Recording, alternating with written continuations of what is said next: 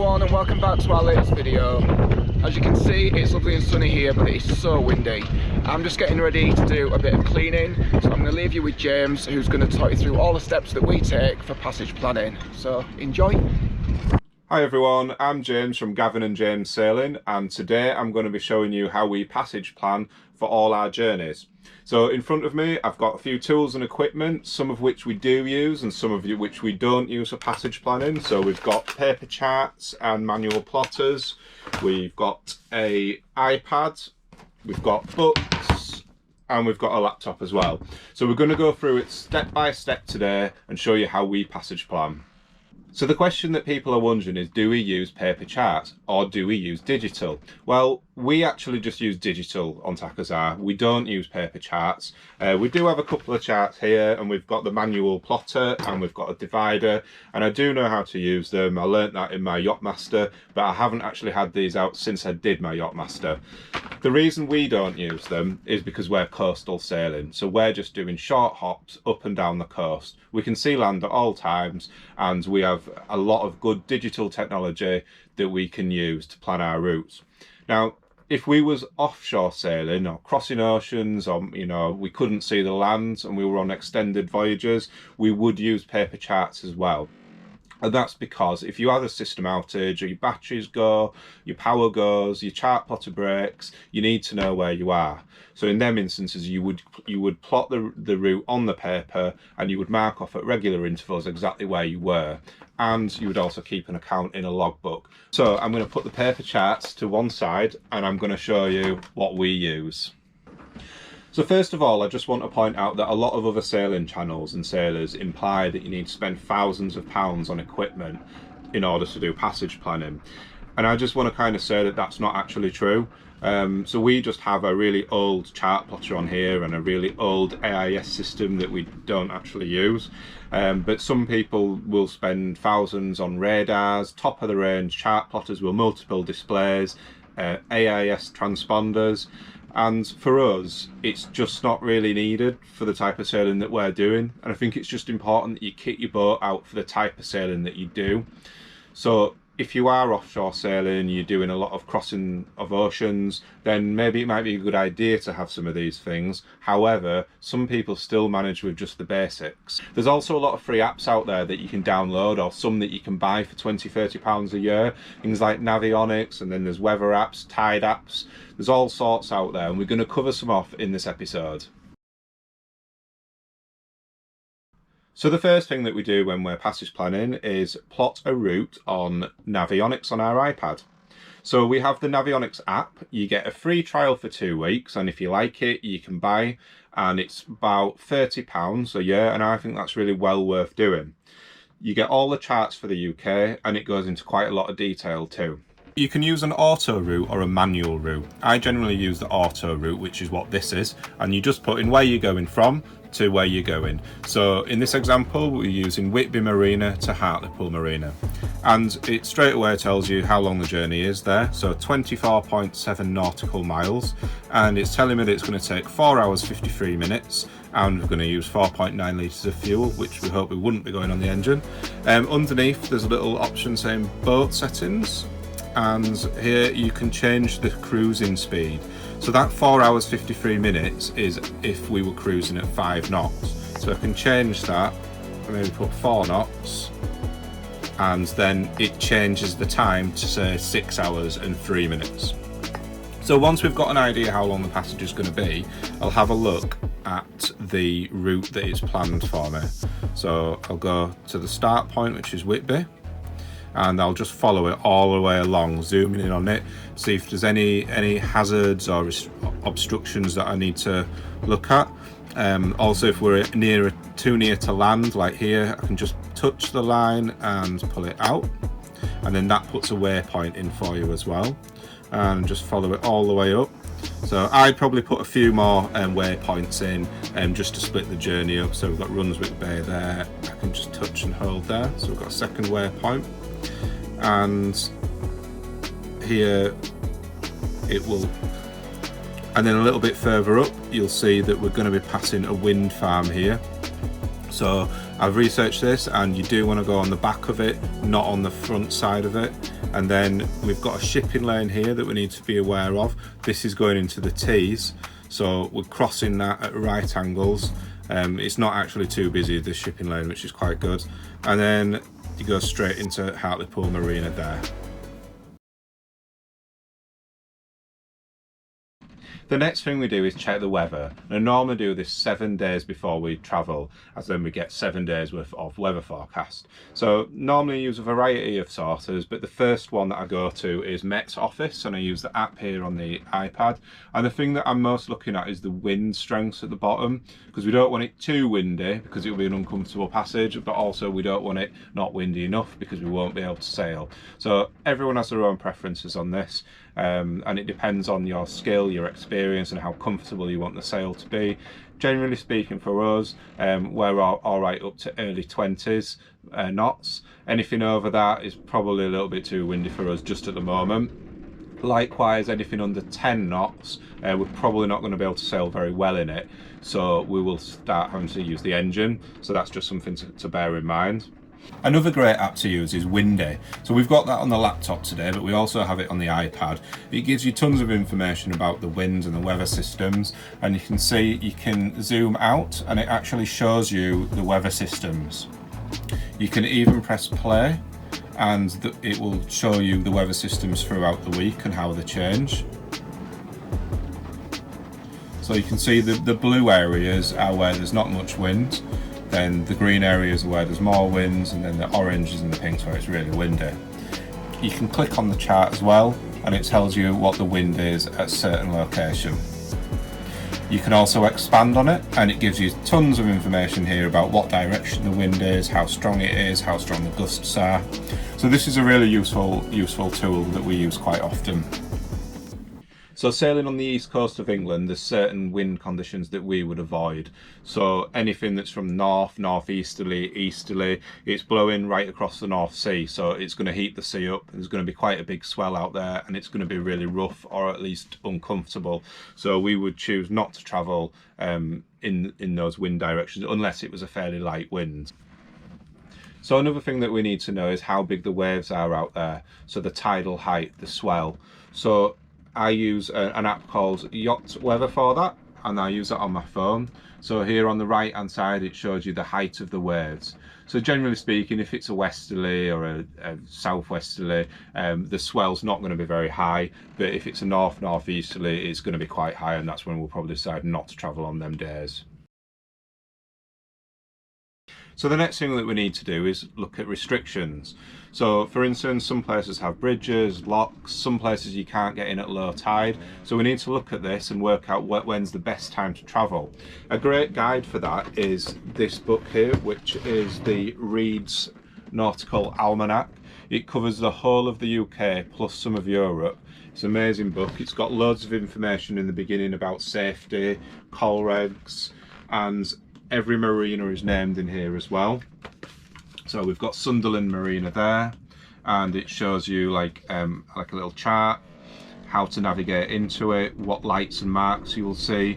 It's just got tons of information. It tells you what channel to contact the marina on, all the marina's telephone numbers. There's also tide times in here as well. So this is a great book, and we use that every time. It's also a good idea to have a look at some other guides as well, so you can get some local magazines, or this one's from Imre, covering the east coast of England, and again, that's a really great guide. There's some really nice aerial photographs in there as well. And I've got a Reed's Marina Guide. So this is more just like a holiday brochure. This has got all the marinas in the UK in here, and it just tells you what facilities they have. But it doesn't really go into any technical information like the almanac does. Another thing that you can do is get advice from the marina that you're staying in. They know the local area and give you some really good advice about where to go and where not to go. So now we need to know what the tide's doing. So we want to know when low water and high water is. We also want to know what the tidal streams within the sea is doing too. So first of all, for high water and low water, I use Tides Near Me app. and it's really easy to use. You just click on where you are and it brings up the information about that day's tide, but I prefer to click on week, and it gives you a little bit more information. So for example, today high tide this afternoon is 3 at 5.27 meters, and at 10 to 10 tonight it's low water, which is at 0.17 meters.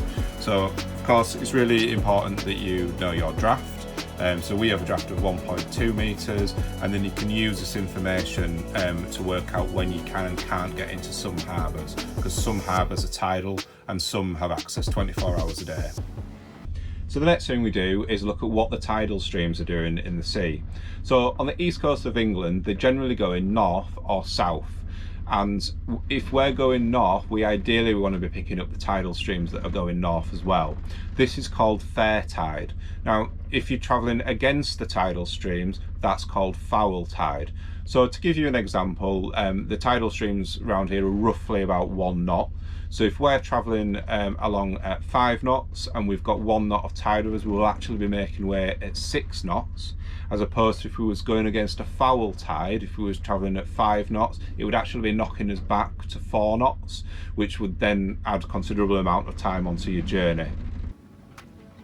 So to find this information, we also use Navionics. And on Navionics, you can see that there's a couple of arrows dotted around. So you click on one that's nearest to where you're sailing. So we'll choose that one. And then that shows what the tidal stream is doing in that particular area at that particular time. So at the moment it's 0.9 knots in that direction. Now you can change the time at the bottom using this bar here. So if I run my finger along the bar, you'll see the tidal stream changing, and now it's completely changed direction. So you can use this as a really good tool when passage planning.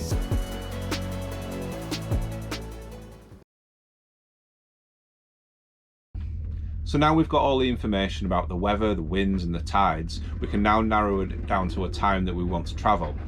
So all the information that I've just gathered, I actually write down in my notebook here. This is the plan from Hartlepool to Seaham.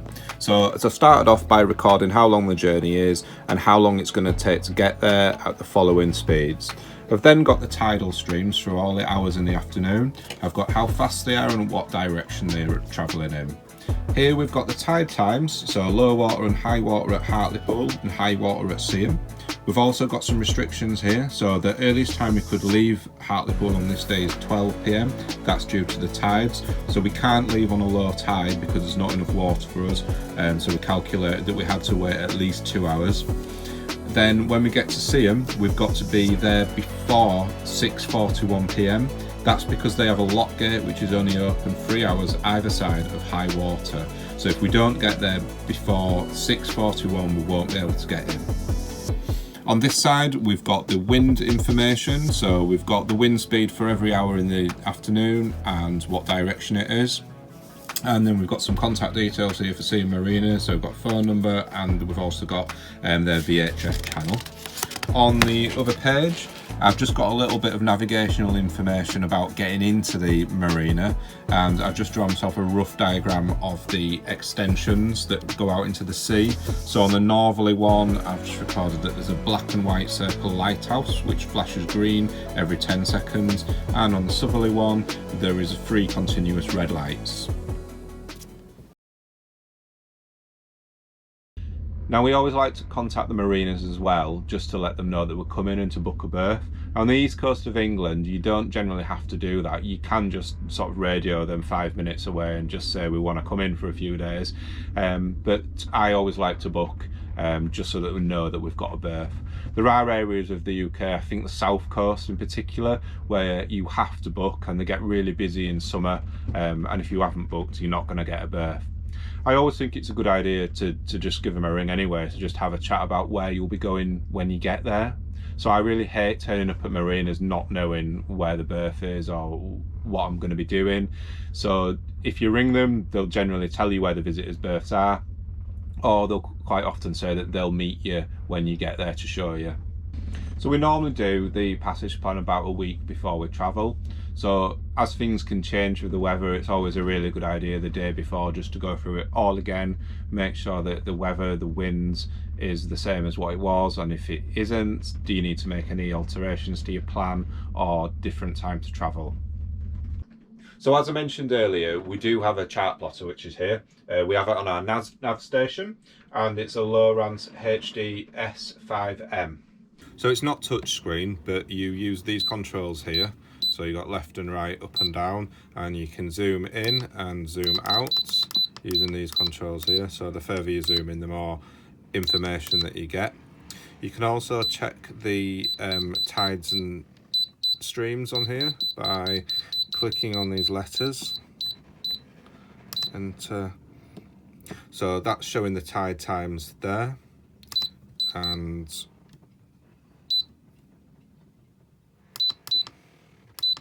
if you look here, there is an arrow that's got the tidal stream on it, so it's saying it's going 1.1 knots southerly, and again I can click on it and it will give me more information about what the tide stream is going to do over the next few hours and days. But as you can see, it's a little bit clunky, which is why we much prefer to use our iPad. And the iPad's got built-in GPS, and the charts are downloaded, so you don't actually need any Wi-Fi or internet whilst at sea using this. Our friends from Yacht Zanzibar have given us this this waterproof cover for the iPad, which is amazing. So we normally keep it in that, it protects it as well, and we put it in the companionway while we're sailing. The battery does run low, so we do actually have a long USB wire which can go from there to the companionway, or you can also put it on aeroplane mode as well, which will save the battery a bit as well. Or we can use this battery bank here. It's solar powered, and that will make it last for a good few hours more. So we also have a really old-fashioned AIS system on here as well. So this shows with the vessels that are in like a radius to us, we can set the radius to whatever we want. This has got its list view, and it tells us what the vessel is and how fast it's traveling and what direction it's traveling. Or you can have it on the radar view as well, which shows you the ships on the radar. We just find it really old-fashioned, not very user-friendly, and there's much better equipment out there these days. Probably in time we will upgrade that, but for now we're using an app on our iPad, which is the VesselFinder app, which is great. So this is the marina here where we're staying. You'll see there's a few yachts that have got their AIS systems switched on.